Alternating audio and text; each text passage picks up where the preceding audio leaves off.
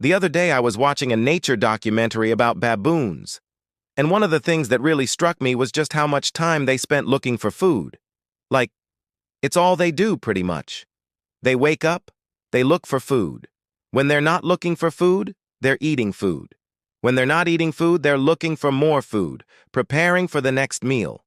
And it got me thinking about our early ancestors, the Australopithecus, because we tend to think of them as these sort of hairy, hunched-over apes that spent their days looking for tubers and their nights huddled around a fire making tools. But is that really true? Are the Australopithecines, including the famous Lucy, really just kind of like sad, slow, small-brained apes with a hankering for the good tubers? Not if we can help it. Because as it turns out, there are a ton of new discoveries that paint an entirely new picture of what life was really like for the Australopithecus. So let's talk about it. Okay, first of all, let's get this out of the way. Yes, the Australopithecines were apes. They were primates just like us. They were probably covered in body hair, walked on two legs, and had relatively large brains for their body size. And yes, they did live in Africa, but beyond that, there's a lot that we don't actually know about what life was like for the Australopithecines, largely because we've only found a few hundred fossils, most of which are very incomplete. And of course, the famous Lucy is actually pretty famous for being incomplete. She's missing a bunch of key parts like her skull and most of her face. But even with these limited remains, scientists have been able to piece together a pretty interesting story. For example, thanks to the discovery of footprints from a young Australopithecine female named Idiot, we know that they likely walked in a way that was more similar to us than to chimpanzees, with the big toe in line with the rest of the toes instead of being opposable like it is in chimps. And through studying the shape of those footprints, scientists were able to determine that Lucy and her ilk probably couldn't walk very fast, maybe a bit faster than a brisk walk for us humans, but not nearly fast enough to keep up with a chimp in their prime. Fossils found in the genus Australopithecus are between 4 and 2 million years old. And while the exact dating is always up for debate, the general consensus is that they lived at the same time as the first members of the genus Homo, including our own species, Homo sapiens.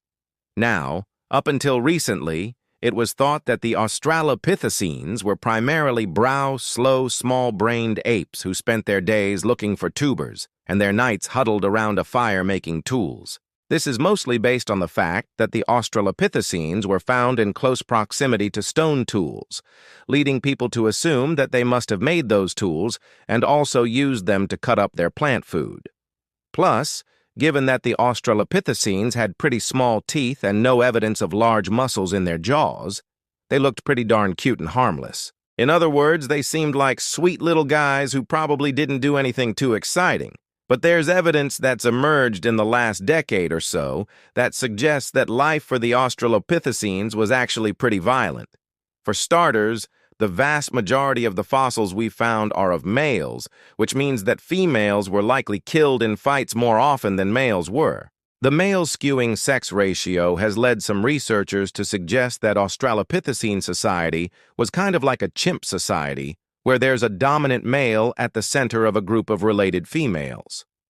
Of course, chimps live in groups of up to 60 individuals, whereas the average Australopithecine group size was probably closer to 15. But still, the general social structure seems to have been pretty similar.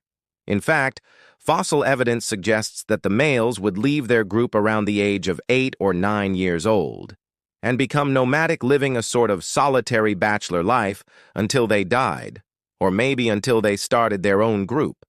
Australopithecines were also surprisingly good climbers, which makes sense given their ape-like anatomy.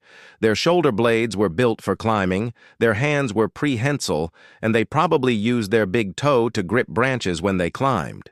And while we think of them as proto-humans who eventually gave rise to us, Homo sapiens, it turns out they weren't really that great at walking on two legs. Their spines were curved and gave them more of an ape-like hunchback look than a human straight-back look. And their pelvises were shaped in a way that would have put a lot of pressure on the delicate tailbone area. Overall, what we're basically getting at here is that life for the Australopithecines wasn't really all that much like life for modern humans. They were more like apes who occasionally walked on two legs than they were like our clumsy, hunched-over ancestors. So next time you see a nature documentary about baboons, just remember that our ancestors were probably looking for food a whole lot more than they were making tools, unless they were baboons. Speaking of which, baboons do use tools. I'm just saying. Thank you for watching this episode of SCI Show, and thank you to our President of Science, Bill Nye, for helping us make this show. And thank you to all of our patrons for supporting this show.